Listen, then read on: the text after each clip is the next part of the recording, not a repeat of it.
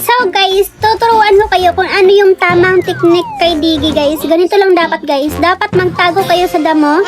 Tapos hintayin yung may pumasok dito guys. Ay ayun, nag-ulti na si Leslie. So nakita nila tayo. Pero huwag tayo umalis kasi dapat pumuntayan sila dito. Kasi andito yung itlog ko. Oh, buak ang mga itlog. O diba naurot ang duha? So, hello nga pala dito sa mga palaigit na nakauban ako dire. No, mga supporters daw ni Nako sila guys. So, sinamahan ko na lang sila. Ganun ako kabait eh. Magpailaw tayo guys kasi sabi nila pailawan daw natin para daw i-target lock nila ako. Ha! Diyan sila nagkakamali kasi ako yung mag-target lock sa kanila ngayon. Okay? Agoy, wana, nakaigit na ka. Nawan na. Nakaigit na ka. Nabahala na ka dira. Ah, Lord! Lord, joke lang. Nga nang nidalaw pa ko. Wait lang. Ah!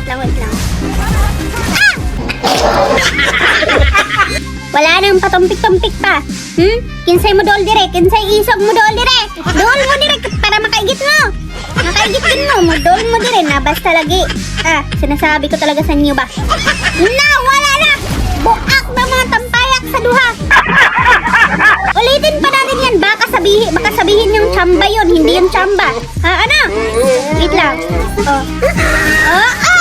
Dool mang kami yakap kita. Kaigit na naman ka. Pagkatapos mo dito guys, dapat tipi-tipihan mo yan sila kung wala pang lumalapit sa'yo. Ikaw na yung magpapapansin sa kanila guys. Tipi-tipihin mo, asarin mo para lumapit sila. Tapos, pagkalapit niya, buang ang dubelat niya. Diba? Kanina pa yung niya na yan na ano sa itlog ko. Gawin ulit natin guys. Diba?